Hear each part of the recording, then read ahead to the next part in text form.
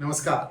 Hello and welcome to 𝗣𝗚𝘂𝘁𝘀 channel. I'm your host Sree Iyer. In our ongoing series on pages in history, we have come to a very important moment in Bharat's history, and that is Sree Krishnadevaraya of Vijayanagar Empire. To know all about it and more, I am joined by Sree Rajesh Govindarajulu. Rajesh ji has an encyclopedic memory of whatever he reads, and he is about to tell us a lot of interesting stuff about Krishnadevaraya. And please like this video and share it to as many people as you can. Rajesh ji, question. It starts out with a controversy. Sree Krishnadevaraya is very popular among the people of Vijayanagar, but someone puts up a technicality that his mother is not of royal blood. So this starts a new intrigue, and he has to jump through hoops with the help of a very shrewd prime minister called 𝗤𝗏𝗄𝘅 to ascend to the throne. Tell us a little bit about that. We'll start from here and then we can go into what he did.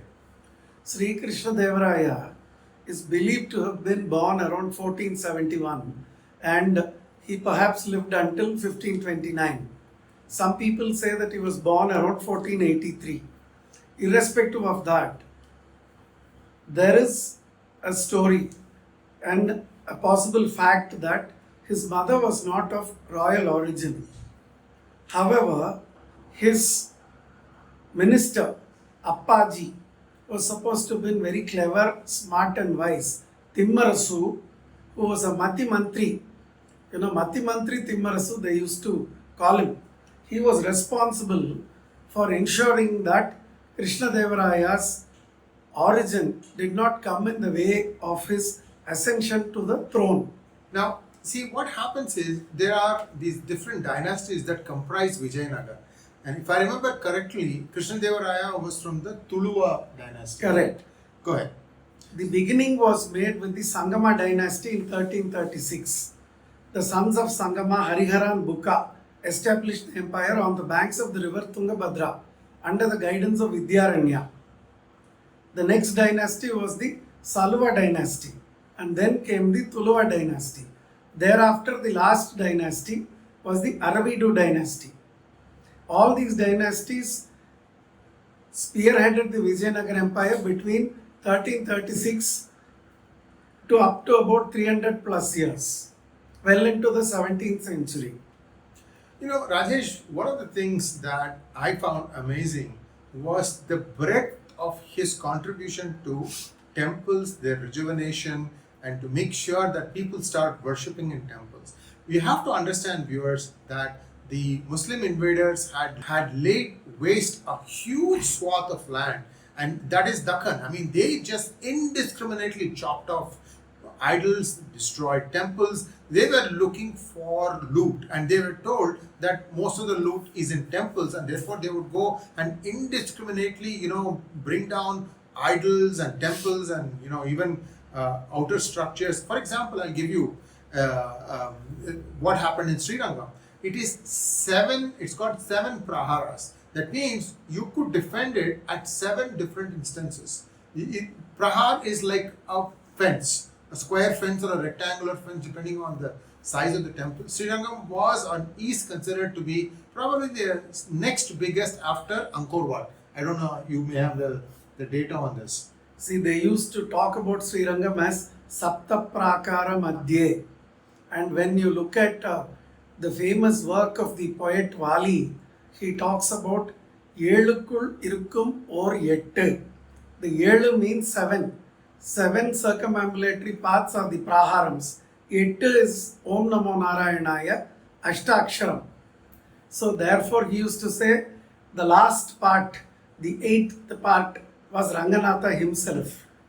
Wow. So if you now go through some of these temples which have regained their splendor somewhat, you will see that Sree Krishnadevaraya has built a gopuram here or has reconstructed the temple.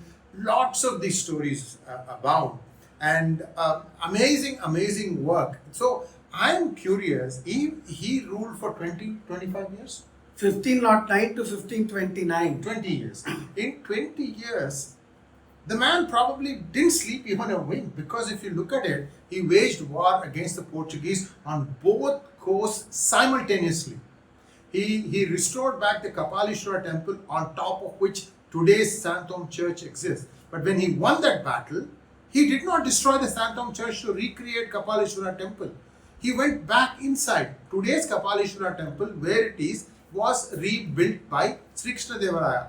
He has donated the maximum number of jewelry to Tirupati. He has also built Kamakshi temple, 𝗤𝘂𝘆 temple. These are all like 1 or 2 gopurams he has built. But whatever state they were in, he restored them to a place where people could start coming back to the temple. How is it possible for one guy to do all this? Plus, you have to tell us also about the Prataparudra disputes and Definitely. Yeah. See, Sree Krishnadevaraya came to harness in 1509. There was, a story. There is a story which talks about his own elder brother who was very insecure due to the presence of Krishnadevaraya, and he had perhaps ordered the minister to put an end to Raya and extract his eyes and show it to him. Raya was asked to go away by Appaji or Timmarasu, and eyes of goats were produced to his elder brother Narasimha. Thereafter, the Bahmani Sultans came to know about the absence of Krishnadevaraya and they invaded Vijayanagar. The sick elder brother got worried. He did not know what to do. On learning that Krishnadevaraya was still alive, he requested Appaji to bring him back. And Appaji brought Krishnadevaraya back, and he was coronated as the emperor, and he led the first expedition against the invading Bahmani Sultans and routed them. He was known as Rana Sahasa Malla, Sree Krishnadevaraya.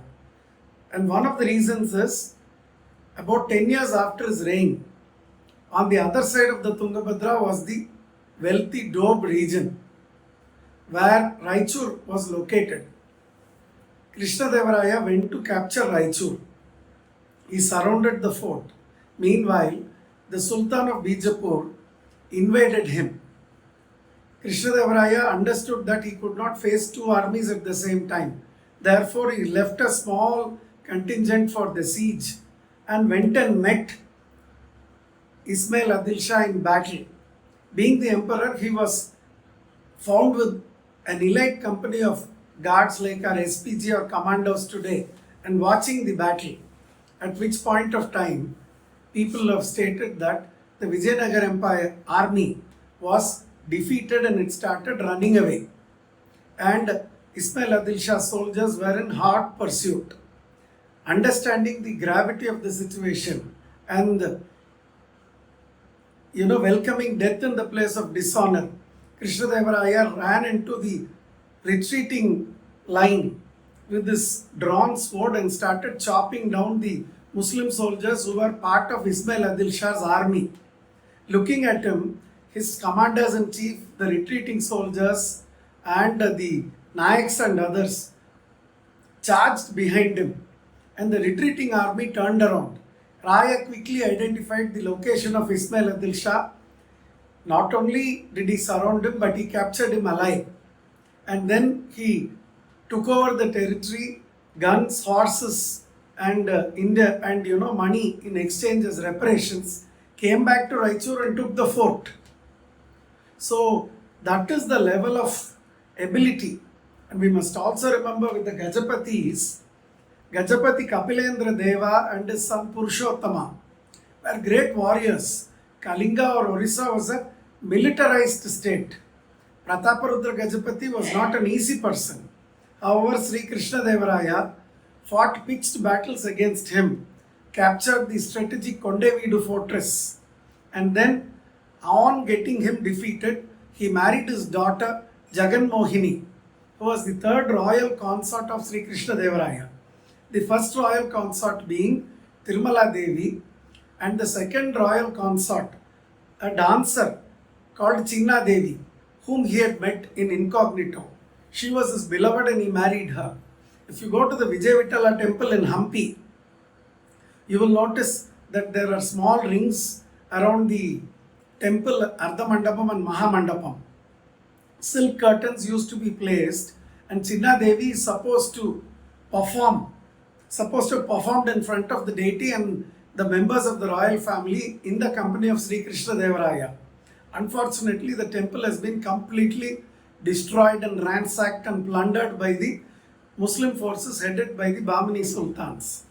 So Sri Krishnadevaraya also went to Tirupati on about 9 occasions and has had a number of lovely darshans and given huge contributions. If you look at Tirupati, in the entrance you will find a statue of Sri Krishnadevaraya with Tirumala Devi and Chinna Devi on either side, both the sides. That is the most popular iconographic representation of Sri Krishnadevaraya with his consorts. I should add this very simple poetic expression and story. You must have all heard of 𝗣𝗚𝘅, the great saintly scholar. He lived in the 17th century. His grandfather was a great scholar who was known as 𝗤𝗚𝘅. This 𝗤𝗚𝘅 acquired this name because of a visit of Sri Krishnadevaraya to the Kanchipuram Varadarajaswamy temple. Varadarajaswamy temple is very famous. Krishnadevaraya and his royal consorts went to the Varadarajaswamy temple along with this Dikshithar, the ancestor and the elder of 𝗣𝗚𝘅. Instantly, 𝗣𝗚𝘅 composed a song in which he states, on looking at the majesticity of Tirumala Devi and Chinna Devi, their beauty and the adornments that were on their person, and the lovely saris and jewelry, Varadarajaswamy is supposed to have bent and looked at his chest to see whether his consorts, if they were there or if they came out and they were standing in front of him. Therefore, this Dikshithar came to be known as 𝗤𝗚𝘅. That speaks volumes about the greatness, the splendor, the beauty and the personality of Sri Krishnadevaraya and the members of his family. And not only that, he was not only very able and successful general on the field, he was also a great patron of arts. He had what is called as Ashta Diggajas, 8 elephants in different cultures, and maybe you can elaborate on that. See, there are supposed to be 8 elephants which are supposed to hold the world. If you read the story of Sagara's sons, when they went inside a big hole, a crater, they saw these elephants and they understood that was holding the earth. If you go to some of the temples like the Meenakshi temple and elsewhere, you will find elephants around the sanctum which indicate this holding. So, this holding of any empire cannot be just done with only the military prowess, but with commercial expertise, entrepreneurship, piety, and also scholarliness. So, he had 8 people. Allasani Peddanna, Tenali Ramakrishna are all part of this coterie of scholars and great people. If you go to Hampi, there is a tiny watchtower on the rocks, which was contributed and built by Tenali Ramakrishna, one of the gems or the Ashta Diggajams of Sri Krishnadevaraya. So you see so many things around this great king. Also, I remember reading from a Portuguese traveler how a day in the life of Krishnadevaraya. He says that he would get up at like 4:30 and he would drink some sort of an oil. And after that, he drinks that oil, he will essentially go on a horseback all the way to the edge of the city, that is Hampi, and then come back. After that, series of exercises, Malyuddha and other combat things, and then they would massage him and very intricately detailed. And he says that Vijayanagar at that point of time in the world was perhaps the richest city in the whole world. You're absolutely right, sir. If you look at his itinerary, it would be very interesting. And he would also attend to his work throughout the day. Very active monarch who was physically very fit.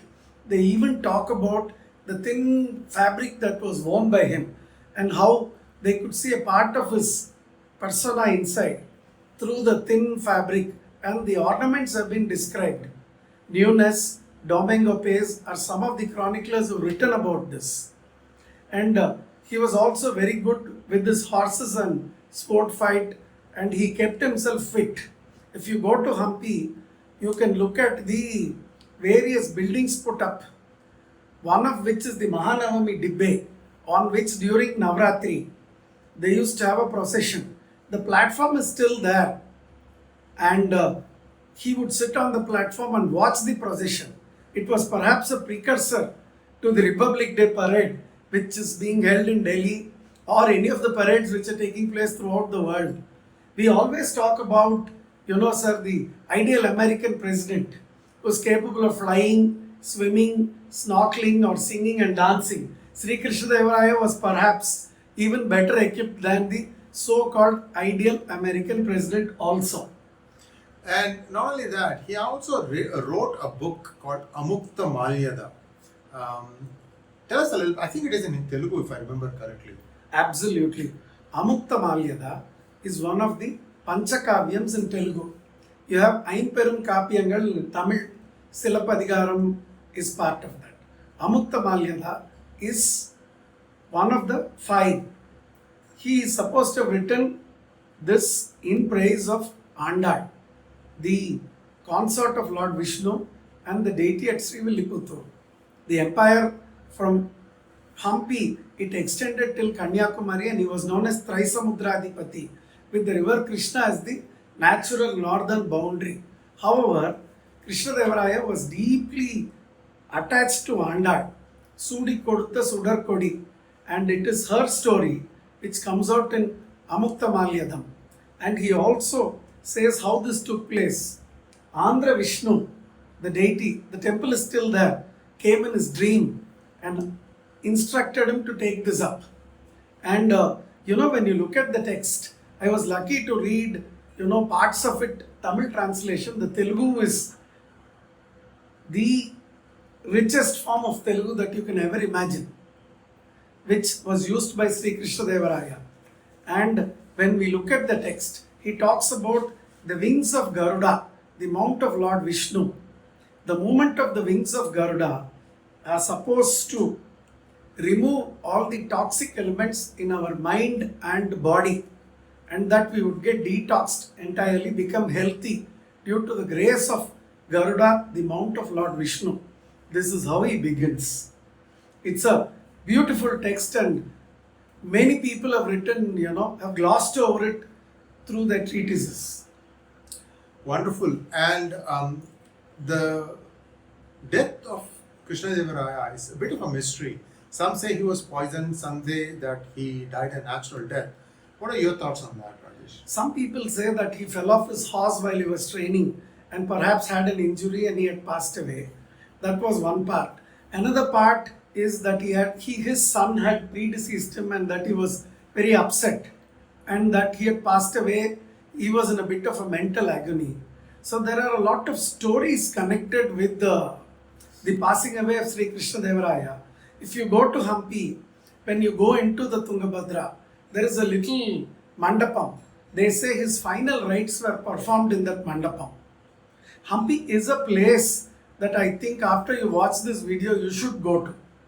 It is like, if you go there, it would have been an inspiration for 𝗏𝑇 𝗏𝘶𝑖vaji Maharaj. So that is the greatness of Hampi, the greatness of Vijayanagar, and the greatness of this one emperor. See, the great soldiers, warriors after the 1500s who saved our country. Sri Krishnadevaraya was the first great one amongst them. Then you had 𝗏𝑇 𝗏𝑖vaji, then you had Bajirao, and then you had Maji Sindhya. So many of them. Then the son of Balaji Bajirao, Vishwashrao. But the first amongst them, the great emperor Krishnadevaraya, was the first amongst them. Thank you so much, Rajesh. And viewers, this is something that you may want to watch again and again, because I realize that we have given you a lot of information in a very short amount of time. It was intentional, because here is one of the greatest monarchs that ever ruled India, and yet in our history books We hardly see a mention of him. Yes, you know about Vijayanagar Empire. There is more talking about the Battle of 𝗤𝗂𝘁 when the empire got dismantled a bit, but nobody really talks about the greatness and the firmness and the justness with which Sri Krishnadevaraya ruled. Thank you so much, Rajesh. I mean, I just glanced through some things about Krishnadevaraya that I could remember so many things, but you really brought out the beauty of this Vijayanagar Empire under Sri Krishnadevaraya. Thank you so much. Namaskar. Namaskar.